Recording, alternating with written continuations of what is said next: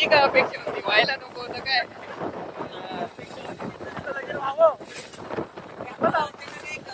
आम्हाला अपेक्षा नव्हती पण झालं. तर नमस्कार मंडळी, तुमका आता समजलं असत की आम्ही आता खंय जातो. तर मित्र माझो आता इमानदार माझी वाट बघी होतो, त्याका मी घेऊन येले घरात. तर घराकडे येलो, फ्रेश झालो, नाश्ता केलो आणि आम्ही निघालो वैभववाडीच्या दिशेने.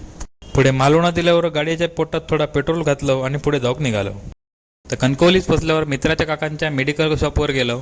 थंयसर काकांनी आमका 2 थंडा दिल्याने थंड पाहून जीव शांत केलो आणि पुढच्या वालचालीक सुरुवात केलो. तर बऱ्याच ठिकाणी रस्त्याचं काम चालू होता, त्यामुळे मग गाडी चालवून कंटाळो गेलेलो. जवळपास 2-2.5 तास गाडी चालवून ह्यो आमका बोर्ड दिसलो आणि आमका समजला की आम्ही आता ध्येयाच्या जवळ येलो. तर लग्नाच्या ठिकाणाच्या जवळ येल्याबरोबर न्हाऊक नसल्यामुळे ह्यांनी आपल्या सोबत पाणी मारल्यान, थोडी तयारी केल्यान आणि रस्त्यावर थंय शर्ट बदलूचा काम चालू केल्यान.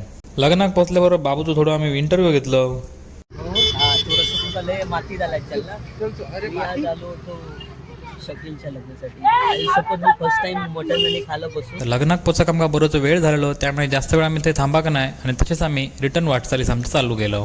तळेरात पोचल्याबरोबर बाबून आमका आपल्या दुकानातलो वडापाव खाऊक घातल्यान. वडापाव खाऊन झाल्यानंतर बाबूक सांगलो तुझी मोठेपण आमका नंतर सांग, आमका जाऊक लेट होता आणि त्यानं आम्ही निघाक चालू केलो. थोड्या वेळ गाडी चालवल्यानंतर ह्या जिल्ह्याचे काहीतरी वेगळे नशे चालू झाले.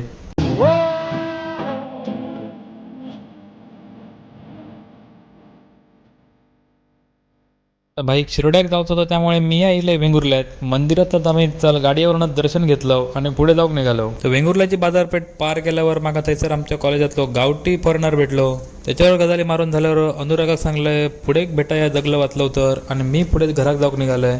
परवाच्या दिवशी येताना तुमका ह्या चढावर सनसेट पॉईंट दिसतात, त्याच्यावर तुम्ही नक्की भेट द्यावा. भेटूया पुढच्या